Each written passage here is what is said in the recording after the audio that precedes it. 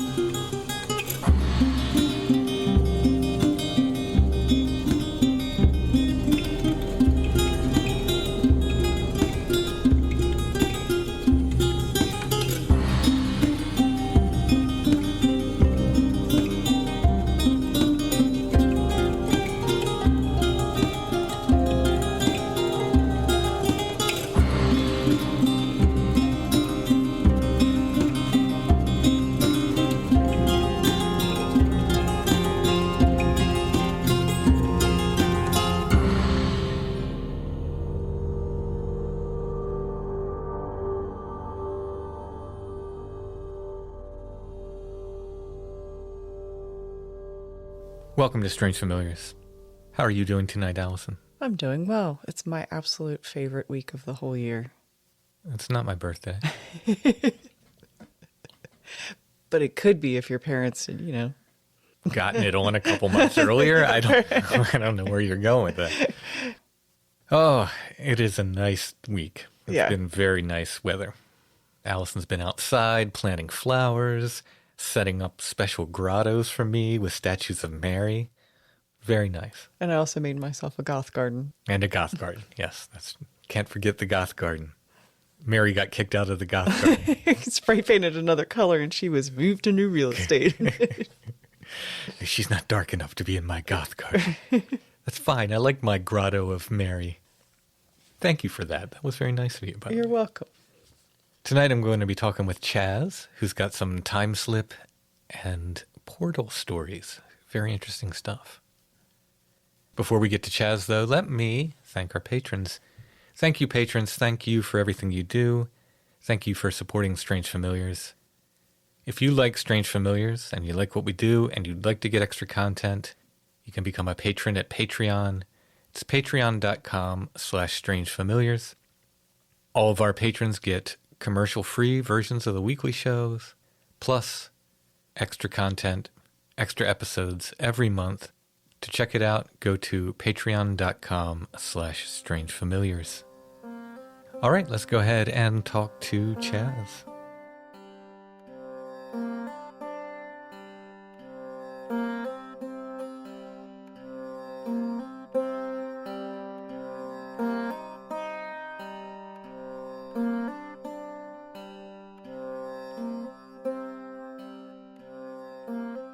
Tonight we're talking with Chaz. How you doing tonight? Excellent. Happy to be here. Thanks for coming on. You've been very flexible with me as far as my scheduling, so thank you so much for that. No problem. So we're going to be talking about some time slips and a portal tonight. Well, it's very interesting stuff. So these time slips happened a while ago, right? Right. They happened when I was in my late 20s and early 30s. The first one was in 1978. When my wife and I were honeymooning in Ireland. Before you tell the story, I just want to ask a question. Did you know them as time slips at the time, or did you figure that out learning about other people? I felt them that way at the time. Mm-hmm. So I felt that something had shifted, and I was suddenly getting input from some other time. Sure, yeah. Even though I was still wherever I was, including on I-95 going 65 miles an hour over the Susquehanna Bridge. Wow. So I guess the question is, had you realized that other people had experienced similar things, or was this just something that you felt you were alone in experiencing? No, I think I had heard of such things. I was kind of an occultist then, and of course I'd heard of the famous story of the English ladies in Versailles in, 1920s or something, where they stepped into the 18th century. Have you heard that story? Yeah.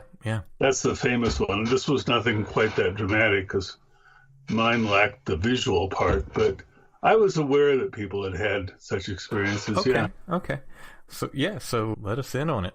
Okay, well, the first one, the one in Ireland, happens, as I said, my wife Mary and I were honeymooning in 1978.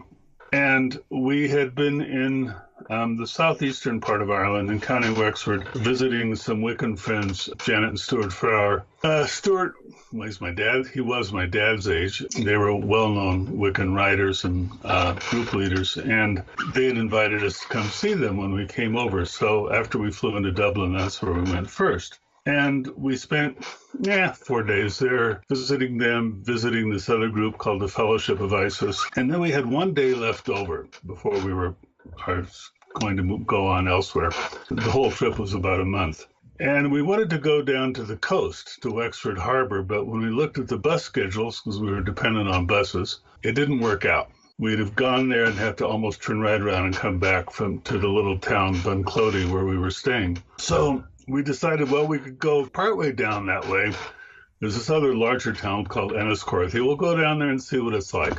So we got on the bus. We went to Enniscorthy. Now, I've been doing a little background reading, and if you'll give me a 2-minute digression into Irish history, and your Irish listeners can correct me, but between the 1500s and 1916, there were a number of risings, Irish rebellions against English rule. And one of them happened in 1798, led by a group called the United Irishmen, which was basically members of the Protestant classes, but with a lot of support from the poor people, the common people, who were mostly Catholic. Anyway, this rebellion followed the American Revolution and the French Revolution. That was obviously part of the inspiration. And in fact, the rebels appealed to the French government of Napoleon Bonaparte for military assistance, which they got, but it was too little too late. And what happened was the French soldiers, there were about 5,000, I think, of them, ended up surrendering to the British, and they were treated honorably and allowed to go home, and the rebels were generally massacred. But anyway, I didn't know all the details. I knew that there had been a battle in or near Enniscorthy at a place called Vinegar Hill. Didn't know where Vinegar Hill was, didn't know anything about it. And so riding along on the bus, and I'm looking at, here's a hill and there's a hill. Is that it? Is that it? Well, I'm totally wrong. So anyway, we arrive in Enniscorthy.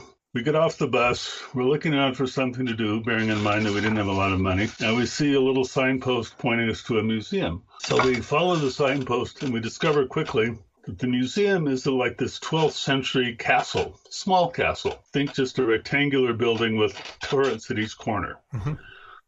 So we go up there, go in the entrance. The old guy there behind the table taking the entrance fee, which was very small. We paid him. We went in. We were like the only people in the building. So we look at the things on the main floor. Actually, Timothy reminded me a lot of small town museums and little county museums in this country, where people have donated stuff, and it's all kind of loosely sorted out by historical era. But the rule is that you've got to show everything. Right. So like, here's the bicycle, and this is the very bicycle on which Great Uncle Dennis brought the Mauser rifles up from Wexford Harbor during the Rising, Yeah. Donated by the family. And so we're looking at these things. We finished on the main floor. We go up the spiral staircase in the turret to the next floor, and there's some more older historical stuff up there. And I'm a little bit ahead of Mary, and I see a placard over a doorway that says 1798. So I walk into this room, not a big room, maybe 16 feet by 16 feet. And I don't know, are you into Irish traditional music at all? A little bit. A lot of you ever heard of a song from the late 19th century called Cully the Boy from Cullen? Anyway, it's about this rebellion. It's a commemorative. And the singer addresses this rebel and speaks to him and says he's got his long-barreled gun of the sea, which would be like a big fowling piece used for market hunting, like they used to do in Chesapeake Bay. And so I walk into this room. I'm by myself, and there's not a whole lot in there. There's some old maps. There's some pictures. There's some display cases of old weapons, including a long-barreled fowling piece, and the pikes that the rebels made, the ones who couldn't afford firearms. And I'm just kind of looking at all this stuff, and then boom, it was like a tsunami. Imagine a cartoon of somebody walking on the beach, and this wave breaks over his head, and that wave was all emotion. Wow. It was anger and screaming and defiance, and I was just weeping. I stumbled out of there crying and got to Marion's for like, blah, blah, blah, blah, in there, blah, blah, blah, blah, you know? I was so washed out. I've never had anything quite like that happen. You know, it's just this huge emotional tidal wave. And so we stumbled out of the room. We stumbled out of the museum, basically. I stumbled out. We went out on the street. We found a cafe, had coffee and a muffin, kind of get regrounded. Mary didn't get this at all, but I did. And after having our snack, we're walking around some more, and we see a little signpost pointing to Vinegar Hill. And then I realized Vinegar Hill is right in Enniscorthy. The town goes around it. Mm-hmm. In fact, nowadays it has its own website. The castle has its own website. There's a 1798 commemorative museum that has its own website, but none of this was there then. So we follow the signs and we walk up this hill. It's a broad, gentle hill. The top is very grassy and open. And there's a 2-story, roughly, stone tower there with a date over the door. It's made of brick and stone. The date over the door is something like 1790 something, and there's a little plaque on it that says it's an official monument. Didn't think about it much. I should have figured out what it was, but I was kind of washed out by then. So we hung out there for a while, took pictures, wrote in my journal, this and that. And then it was time to catch the bus back to Bunclothing, where we were staying, and go to the Angler's Rest pub, eat some more and drink some more, and didn't really think much more about it. We had 3 more weeks. Lots of other people to see and places to go. We'll then skip ahead to the next summer, the following summer. So this was September 1978. Next summer is 1979. And we go with this couple we were friends with to a book sale in Colorado Springs. We live right outside Colorado Springs in a place called Manitou Springs. And we go down to Colorado College, which is in the center of the city, where they're having a Friends of the Library book sale. You know, one of these deals with a basketball court and long tables and all these books out there and people with shopping bags filling their shopping bags. And my friend Ed is there, and he says to me, hey, Chaz, you know, look at this. You're interested in Irish stuff. Anyway, he hands me this book, and he says, you're interested in Irish history? And I said, okay. And he hands me this book, and it's the memoir of an Irish lawyer named Joshua Barrington, reprinted in Chicago. And basically, this guy was right in the thick of things in that he had been invited to join the rebellion, but he was kind of a loyalist and wouldn't do it. But after the rebellion was finished, he went to see what was kind of the aftermath. And it falls open to page 172. And he says, a short time after the recapture of Wexford, I traversed that country to see the ruins which had been occasioned by warfare. Enniscorthy had been twice stormed and was dilapidated and nearly burned. New Ross showed most melancholy relics of the obstinate and bloody battle of full 10 hours duration, which had been fought in every street of it. And just to say, Vinegar Hill had been a rebel camp. It had been stormed by British troops. Some of the rebels broke through gaps in the British lines and got away. Others didn't and were massacred. The numerous pits crammed with dead bodies on Vinegar Hill seemed on some spots actually elastic as we stood upon them, while the walls of an old windmill, that's the tower, on its summit appeared stained and splashed with the blood and brains of the many victims who had been piked or shot against it by the rebels. The courthouse of Enniscorthy, wherein our troops had burned alive above 80 of the wounded rebels, and so on and so on and so on. Anyway, all about the destruction. So, of course, I bought the book, and I still have it. And, there was the answer to my question, what was the tower? Mm. What happened up there? Yeah. Just handed to me in Colorado Springs. A year so that later. Was the first one. Do you think that it was the location or the items in the museum or maybe a combination of both that brought this on? I think it was those and something else. I had gone to Ireland, okay, I knew a lot of people who were doing reincarnational regressions and this sort of thing. Mm-hmm. I had done it myself, although it was kind of inconclusive. But I was sort of hoping for the big something. Mm-hmm. And of course, in my mind, it was all about Druids or something way back in the heroic age. And instead, what I got was the 18th century, just smacking me up against the head a couple times. Isn't that the case sometimes, though? Yeah, the very layout of Dublin, the old part of Dublin, it was like instantly familiar after a day. Huh. I could say to Mary, she'd be saying, where should we go? And I'd say, it's okay, we go down the street and then we turn right and we'll come out in St. Stephen's Green. I was like, I knew. Wow. Yeah, so that was going to be my follow-up question, if you felt anything in your spiritual pursuits contributed to it as well.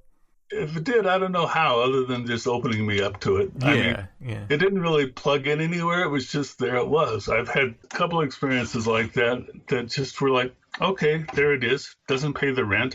Mm-hmm. Doesn't prove anything, but there it is. Yeah, certainly. Okay, so the second one was in your part of the world. And I think this was around New Year's 1981. We had been back in Philadelphia visiting my wife's sister and her family, and we were driving south because we were going to take a sort of southerly route through Kentucky to get to my one sister's farm in Missouri. So that bridge, where the interstate crosses the Susquehanna, it's a long bridge, a couple miles? Probably, yeah. Yeah. Susquehanna's a big, wide river. Yeah. It sure is. And at least that's the part of it I've seen. I hear you talk about it. The only part I've seen is what I see from that bridge, but I know it's a big river. Mm-hmm. So anyway, we're in our VW Bug. We're not playing the radio or anything. We're just putzing along in traffic. And I get out on that bridge, and again, suddenly whatever I was hearing was replaced with a different audio soundtrack. And it was some people talking, and it was during the American Revolution, and they were talking about this particular Continental Army officer who I'll call him Colonel Seymour, Harry Seymour. That wasn't the name, but anyway, they're talking about him and what a fine officer he is, and how successful, and they're just chatting. And I'm listening to this. I'm completely unaware of. Obviously, I'm driving on autopilot at this point, having this full-blown audio hallucination. And then we come off the bridge and bang, it stops. Okay, fine. Not too long after that, I think the next summer, I was working at that time as a newspaper reporter in Colorado Springs as a business reporter. And I met this woman, I'll call her Judith, who was the PR person for a large professional association that I dealt with pretty often. She had just gotten into the job. She called me up and said she wanted to introduce herself. Could we go to lunch? Blah, blah, blah. So I said, okay. And she'd come down from Denver, and we went out to lunch. We're making the usual small talk. And, where are you from? How long have you lived there? Da, da, da. And I discovered that, among other things, that she was the babysitter for one of my uncle's kids in Denver when she was a teenager. And then we started getting into some slightly more woo stuff, like reincarnation. And I was about 30 then, and she was probably in her maybe mid-40s, I'm not sure. And I tell her about this story on the bridge across the Susquehanna, and she said, oh, I know that name. He was one of my ancestors. Wow. Wow. Now, here's the thing. Okay, a slight digression. I have a feeling often that when you make weird connections like that with people, sometimes they feel erotic when they aren't really. Mm. I don't know if you've ever had that experience, but it's kind of like the old cliche about the person who goes off to study something esoteric and meets their, quote, soulmate. Right, in right. a group and leaves their spouse and all this. Yeah, happens quite and often. This happens often enough. Mm-hmm. And I think one of the things that we have trouble sorting out is when this kind of energy exchange really is sexual and when it's not, but we read it as sexual because that's all we know. Mm-hmm. Yeah. And that's kind of what happened with me and the woman I'm calling Judith. I mean, I suddenly felt this powerful attraction to her. We never acted on it. We only met each other maybe 4 times in our lives. But it was like, when I thought about it later, I was thinking, wow, is this really about Eros, or is it something else that we don't have another word for? Yeah.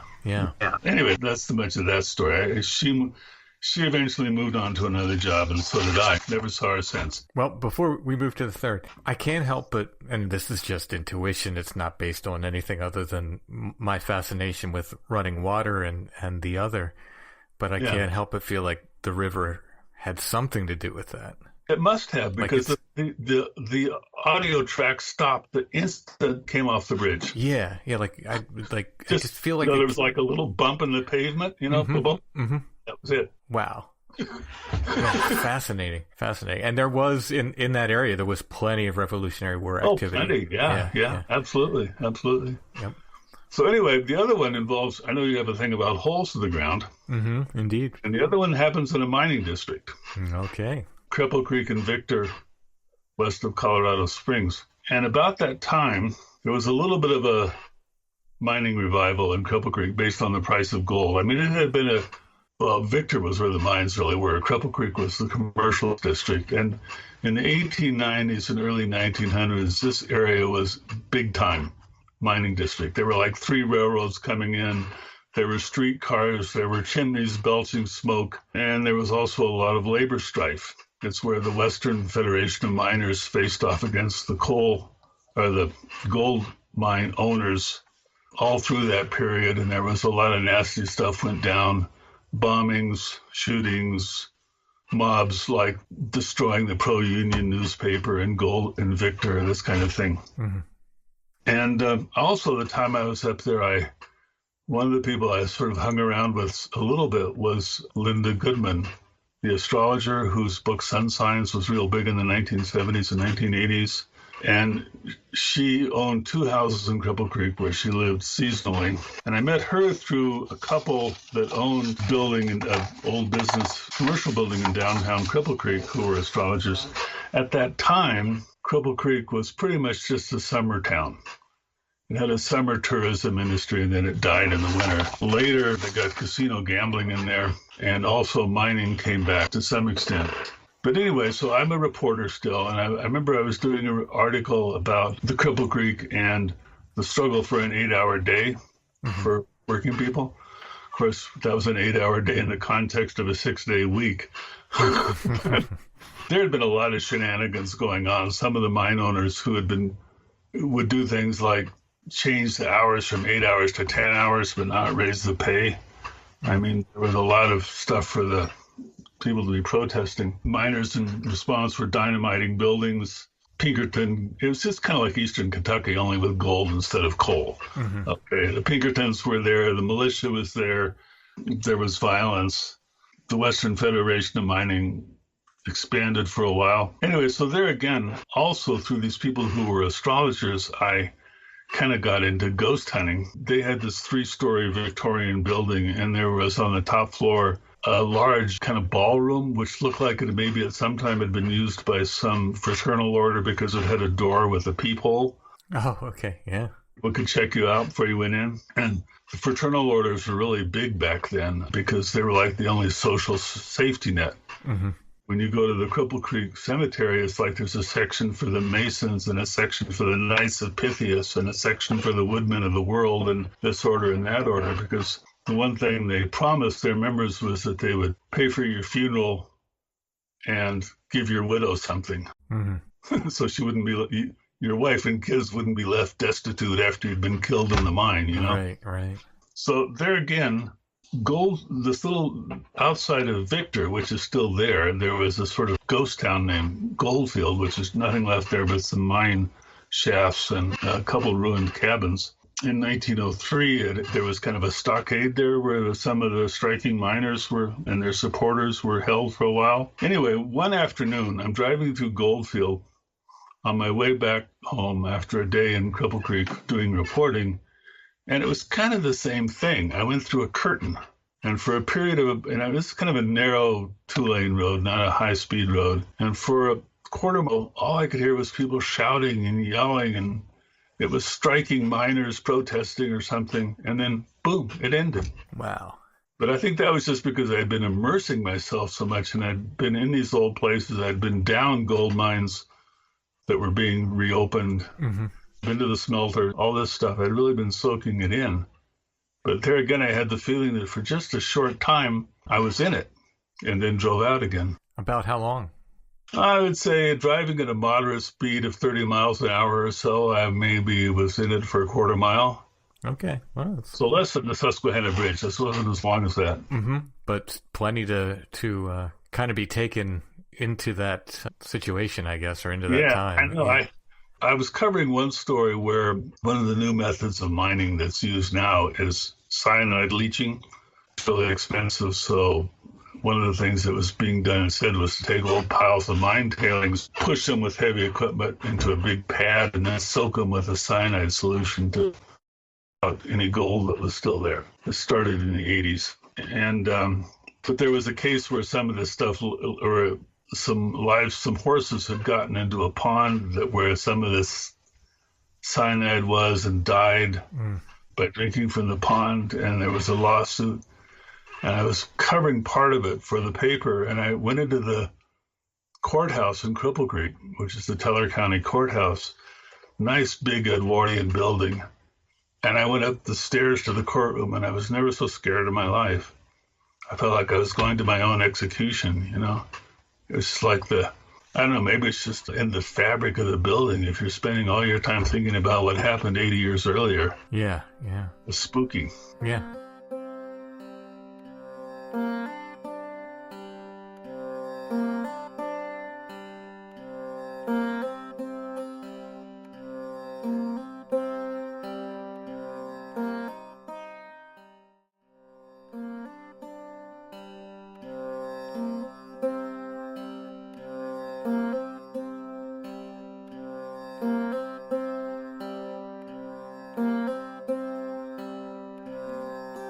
I got into interviewing people about ghosts, and I wrote a little book called Ghost Tales of Cripple Creek, which is probably still out there, although the publisher has since closed down, but it was published for about 30 years or so. Anyway, it's kind of a little book for the tourists. It was fun, but I never had any actual ghost experiences myself, even though we stayed up late in that empty building, which was supposed to be haunted, and we even messed around with a Ouija board. Didn't have anything really definitive happen. But I interviewed other people and got a book out of it. Most of the experiences I've had like this have always been sort of this thing where the veil is thin and something bleeds through. That's not like seeing entities or anything like that. Yeah. Well, I mean, still, I think even a quarter mile of that sort of audio intrusion would be that would shake me up, I think. Yeah, it did. It was very real when it happened. It was just the emotional power of it coming through, you know? Yeah. Kind of like the castle in Ireland, but not nearly as intense. Yeah. The only thing that I could just personally relate to is I remember one time a friend of mine, actually a Wiccan, was doing this scrying thing, and she was contacting this one person. I don't know if it was a person or entity at this point, but she said it was a person. And I was just overcome with emotion all of a sudden. And like it had just never happened to me before. And I'm not the kind of person to just like cry out of nowhere or anything like that. It was very alien feeling. It was like these aren't my emotions, but they were coming out of me. It was very strange. And yeah, that's somewhat similar to what happened to me. Yeah. It's not my story, but I somehow plugged into it. Yeah, when you described it as being like hit with a wave, that kind of clicked for me. I was like, yeah, that's kind of what it was. It was almost like I was just engulfed all of a sudden. Well, if I'm ever in your area, I'm not going to Gettysburg. There have been some scary time slips there. When it comes to the Civil War, I feel like once was enough. Yeah. Some of the time slips that have been reported around Gettysburg are terrifying. I know. Yeah. And I'd rather not. It scared me enough to go into the Shenandoah Valley. My wife's brother lives in Charlottesville, and the first time we went to see him, I'm coming out of the mountains and I'm down into the valley, and I'm thinking, this had better not happen. Please, no. Sure. No flashbacks. Yeah. Made it okay. Because, I think in your email you said, as you were driving over the 95 bridge, you were kind of not there for a few moments. Right. I don't know who was driving. Yeah. I was carried away. Yeah. Wow. That can be frightening. I had something like that once happen in a sort of non-paranormal way, where it was just basically fatigue and audio hallucinations. And when I snapped out, it was like, oh my God, who's been driving for the last 10 miles? Yeah, that's never a good feeling. I've done similar things. Yeah. Well, anyway, okay, to get something a little more contemporary, the fairy portal story, I'll call it that. I live in southern Colorado in the foothills of what's called the Wet Mountains. And you had a guest some weeks back who was talking about a place called Bishop's Castle and about a Forest Service campground where they thought they saw something that was not quite visible moving through the vegetation. Okay, I know where that is. Okay, that's in my area. Okay. I'm pretty sure I know where they were, and I definitely know Bishop's Castle. Fought a fire there, in fact, once. So what I'm going to describe now is in the same general area. It's in the same part of the county as that, but higher up in elevation, about a little over 10,000 feet. And to describe the Wet Mountains, they're an older range geologically than most of the Rockies. They're quite steep, but they're not rugged and snow-capped. They tend to be forested all the way up. It's a kind of boreal forest, heavy on fir and some spruce and pine. But when you get up high it's all fir. It's known for the mushroom hunting. Okay. People come from out of state, allegedly from as far away as Chicago. They're commercial pickers, more and more, sadly. I've had somebody drive up in a pickup full of mushroom baskets in a heavy Slavic accent asking me if I found any. I always say, no, I'm scouting for elk. Not looking for mushrooms. I don't know anything about mushrooms. Anyway, the fact is we've been hunting mushrooms in this particular area for years. Let's say more than 10 years. And I thought I knew it pretty well. And so this was, as I said, September 2019. And we'd gone up there. My wife and I, we kind of walked our usual route. We have names for all these places like the Long Meadow or the Big Gate or something, where we go. And we had done pretty well. We had found king boletes and hawkswings and others. And frankly, I was feeling a little cocky, which was my mistake. That, this is an area where people do get lost. The local search and rescue people think that all mushroom hunters are kind of barmy and get lost easily. And it's true, there is something about just ordinary mushroom hunting that can be a little strange, a little psychic. Like, you suddenly have perceptual shifts where you're not seeing them and suddenly you see them. Or I remember one time when I'm walking along thinking, there's a big bolete right behind that tree. And I walk around it, and there it is. So, it's a little mushroom hunting, just regular, plain old culinary mushroom hunting can be a little interesting. So anyway, we're walking along. We're each carrying a shopping bag in each hand full of mushrooms. And we're kind of making our last big loop and heading up this ridge. And actually, here, this is my fatal error. I was sort of congratulating myself on how well I'd learned that piece of country. I didn't need GPS anymore. I knew where I was.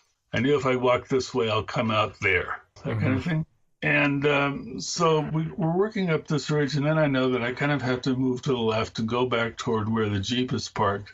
And there was this ravine between me and where I wanted to go, a very deep ravine. It was so I couldn't really see the bottom because of the way the sides stuck out. It was so steep that trees could barely grow on it, very steep and rocky. I couldn't see the bottom.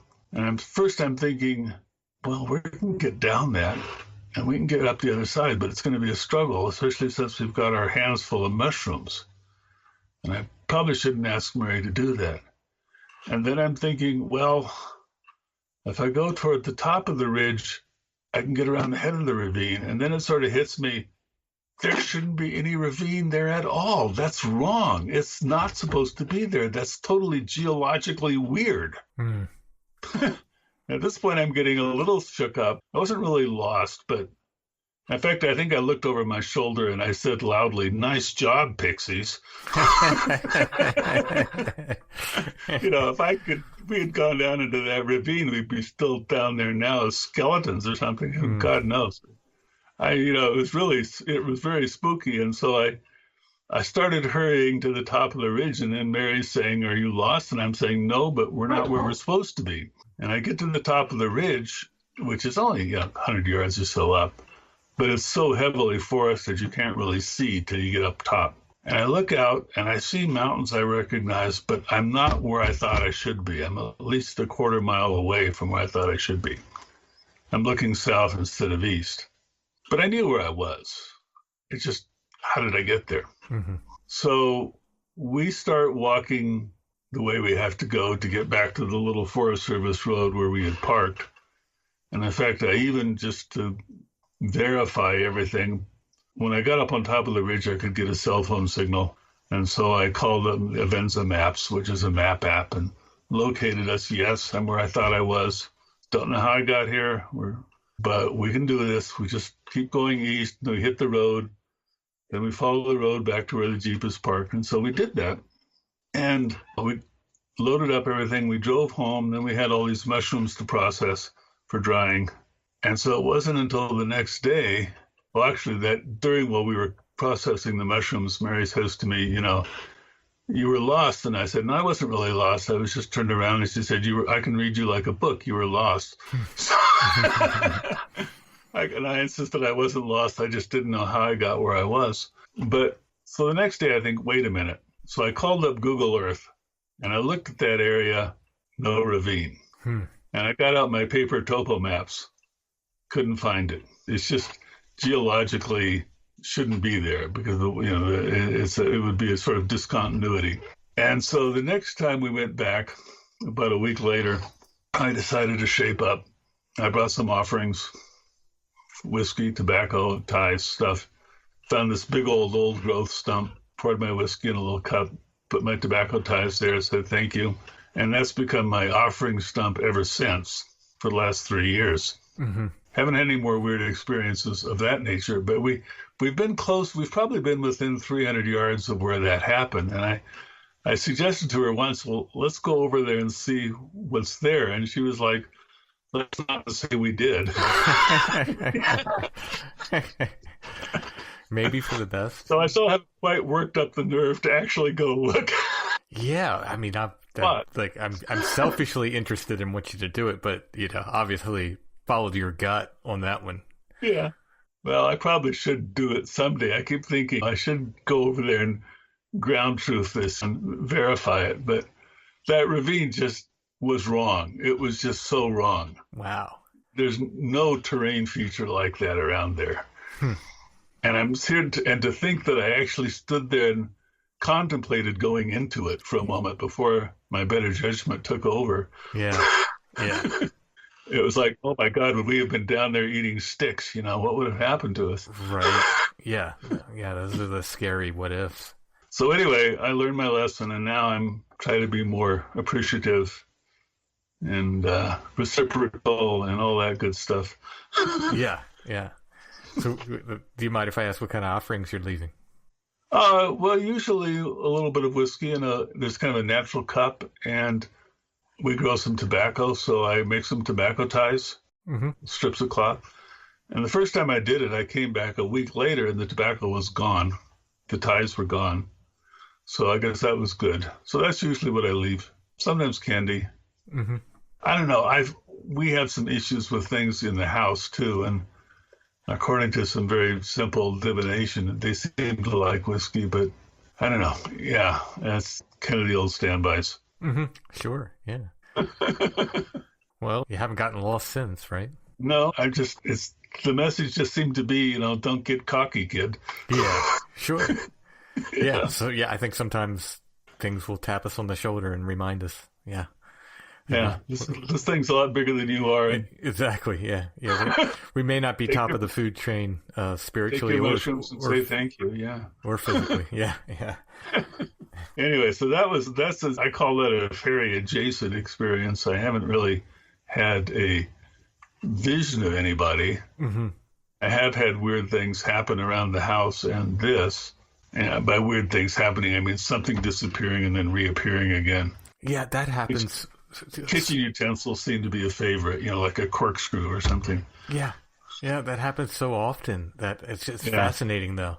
Where not specifically to me, but to people I talk to, I mean, it happens. I get these stories where it's just like, no, I know where I put it, or I know it should have been here, and then it shows up 2 days later in the middle of the floor or in their bed or something like that. Right. Yeah. And then if you don't grab it, it disappears again. Interesting. I had a key ring that went missing, and I found it again later in my luggage when I was used to have a bunch of guys this kind of ended around with COVID, but we used to go ski camping every year in February. And so I'm up in a little tent in the mountains, and I open up my toiletries kit, and here's the keys. But this particular ring of keys is to a group of bear boxes, which are the metal boxes that you put on scout cameras, trail cameras to protect them. And so now, fortunately, I had some duplicates, and I now keep those keys secured with one of those little carabiners to a heavy iron pot. And I haven't had any trouble. I took to hiding things in the refrigerator. You know, where can you put it that it's safe? Did that help? Yeah, I had this little medallion necklace that went away. Then I found it again, and I just sort of said, oh, that's nice, and put it back on my dresser, and poof, it was gone again. Wow. I have never seen, this was just a couple months ago. I've never seen it since. I mean, now that you talked about it, maybe it'll turn up. I don't know. I haven't quite made total peace with the house critters. And we lived in this house for 30 years, and they didn't really start getting obnoxious till about, with one exception, one thing went away a long time ago, but they suddenly started getting more obnoxious about 3 or 4 years ago. Interesting. Which fits in with something that Barbara Fisher at 6 Degrees of John Keel was saying, to the effect that around 2016 or so, the veil started getting a lot thinner. I don't know. This is pretty subjective. Yeah, sure. But I certainly hadn't been having as many of these experiences until, well, for me, it was about 2017 or so, yeah. Interesting. Huh. I wonder what happened. I don't know. But I mean, I've listened to, your stories about your experiences at Michelle and stuff, and the offerings and the little exchanges with whatever it was that was moving rocks around. And yeah, I think you've got to sort of be preemptive on these things. Yeah. Well, I mean, now that you say it, that was all post 2016, but the catch with that is I wasn't really messing with it before then. So yeah. Did I get a push at that point to start doing it, or is it just coincidence? I don't know. That's one of these things that I just sort of take under advisement. Might be true. Right. Yeah, exactly. Yeah. But I felt certainly more people are reporting these sorts of things, or maybe it's just where I'm going. I know that with this oral experience, yeah, it really changed me. It seriously weirded me out. I can talk about it now more calmly, but for the first year or so, I got a very spooky feeling whenever I thought about it. It was like I was so close to doing something really stupid there. Yeah. Something that all the folklore tells you not to do. Yeah. What I felt was pixie-led. I had someone with me, and I don't know if you heard me tell the story before, but we weren't saying a word to each other. It was just, another dude. And I think it was just bravado that we were both, neither one of us wanted to admit we were lost in this little stand of woods. Maybe. Oh, yeah. I think I've heard you tell this. 1.5 acres, 2 acres square, maybe 3. No way we should have gotten lost in there. We could actually hear the traffic going by. And we did shoot each other looks a couple times, like, what is happening? But neither one of us said a word. But I often thought if I had been alone, I might have sat down to rest, because it was a long time we were in there. And then who knows what happens if if I sit down to rest and fall asleep or something, who knows where that goes. So I was, retroactively, well, at the time I was happy he was there, but retroactively I was even happier that there was someone there with me, because I think without saying a word, we were kind of pushing each other to keep going. Yeah. Well, I've gotten turned around in the woods before in a non-paranormal sort of way, but never. This was the first time where I had actually encountered something that shouldn't be there. Yeah. Yeah, it's fascinating. I mean, part of me wants to go look for that ravine, and part of me never wants to see it, or to ask you to look for it. I feel too. I keep thinking I should go, and then I think, well, when I make the trip up there, it's about a 45-minute drive. Well, why not just look for mushrooms and leave well enough alone? Yeah, exactly. It's interesting that you mentioned the sort of strangeness that accompanies mushroom hunting, because I'm immediately reminded of berry hunting too, all the stories we have with berry pickers and all the weird stuff that surrounds that. Yeah. Well, there's something, I think, inherently disorienting about looking for mushrooms. It's just a shift of your attention. You get a little bit edgy, and then it's easy to lose your mundane bearings about the roads back that way. Yeah. And it's this one lady who's a friend of my dad's. My father was something of a mushroom hunter and belonged to the Colorado Springs Mycological Society. And this one lady who was a friend of his got turned around here in the wet mountains and had to spend the night out. before search and rescue found her. And I think, well, the one rule of the Wet Mountains is that if you go uphill, you'll find the road because it's a road that kind of follows the crest more or less. But at the same time, I'll admit that one place can look a lot like another place. Mm-hmm. And if you've kind of stepped through that fuzzy barrier, you're mushroom picking, then you can sort of come out of it and not know where you are. So when I'm out there, usually I'm constantly checking. Okay, we came down this way. We turned this way. We're now swinging around to the east, Mm-hmm. And even then, I still had this one moment of weirdness. Yeah. There's an absolutely horrifying story it was a family who was mushroom hunting in the Pacific Northwest, and they got lost, and they spent days and days out in the forest, and it ended up they were only a couple 100 yards away from a road, but they were just so turned around they couldn't get their way out. Well, something can happen to you, I think, and it's like I say, if you're not constantly thinking about these things, and if you haven't trained yourself to always be thinking about drainages and wind and sun and all that, you can do it. Mm-hmm. You can sure do it. Anyway, those are my stories. Well, Chaz, thank you so much for sharing your stories. Well, I really appreciate the chance to be on your podcast. I've been listening to your podcast since, I think, 2019, and it's one of my top 3. Oh, thank you. Thanks so much. Yeah.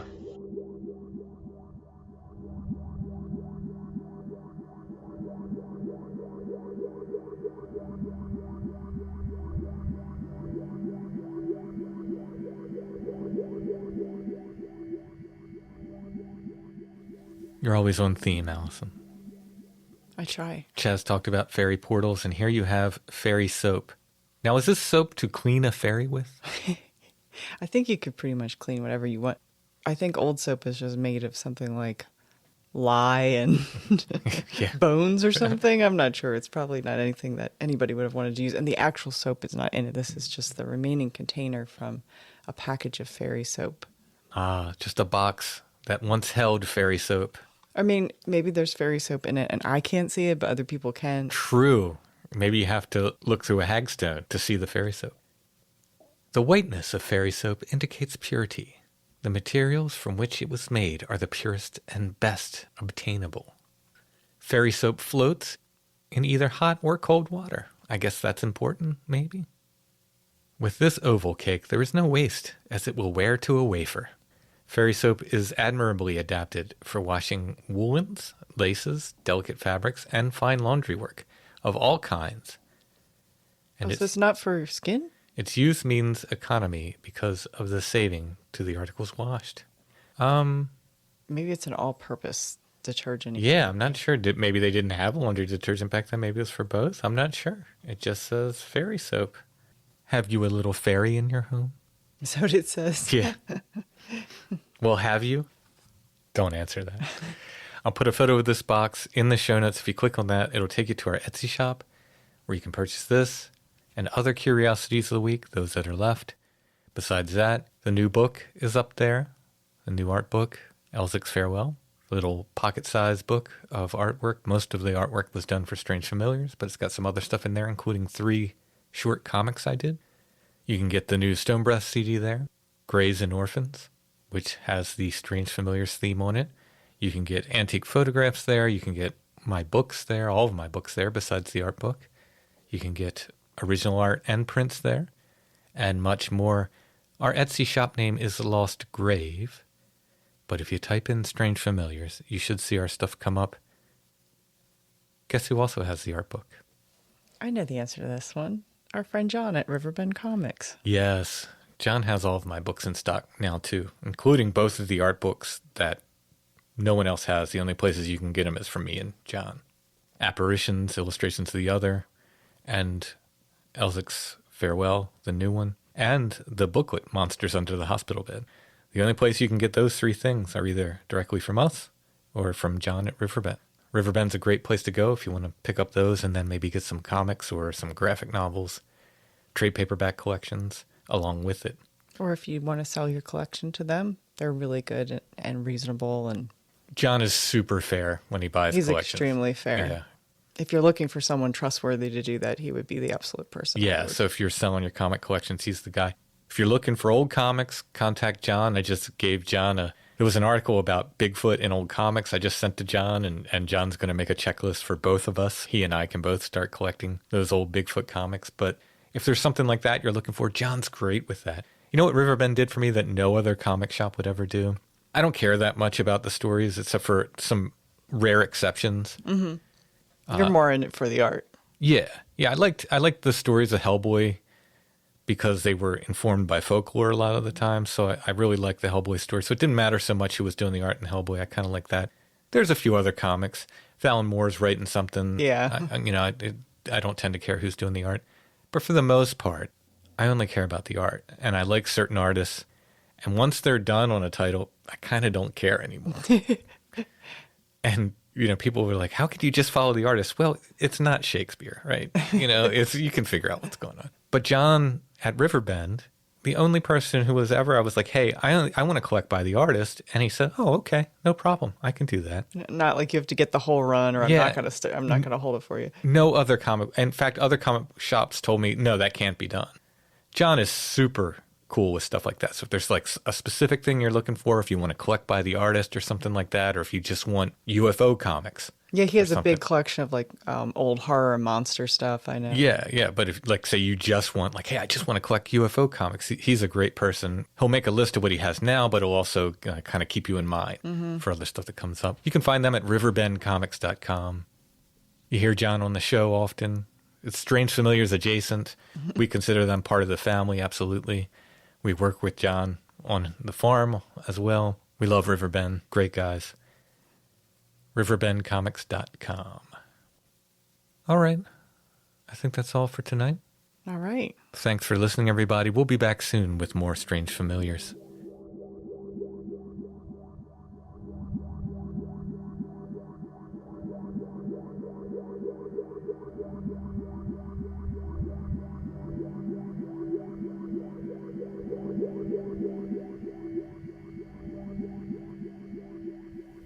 Strange Familiars is a production of Dark Color Arts. Intro and background music is by Stone Breath. If you want to hear more or purchase music by Stone Breath, you can go to stonebreath.bandcamp.com. You can also find the new Stone Breath CD, Grays and Orphans, on Bandcamp. CD or download. I'm such a CD person. I think, you can get the CD there. But if you just want the download, you can get that there as well. Entity Drift, the ambient music from Strange Familiars, is back in print as a CD, but you can get it as a download or a CD. If you buy any CD on Bandcamp, the download comes with it. You can also find the new art book there, Elzic's Farewell, and a lot more. Check it out, stonebreath.bandcamp.com. Strange Familiars is on Facebook, facebook.com/strangefamiliars, where you can join the Strange Familiars gathering group. We're on Instagram at Strange Familiars, one word. And you can find us on the web at strangefamiliars.com.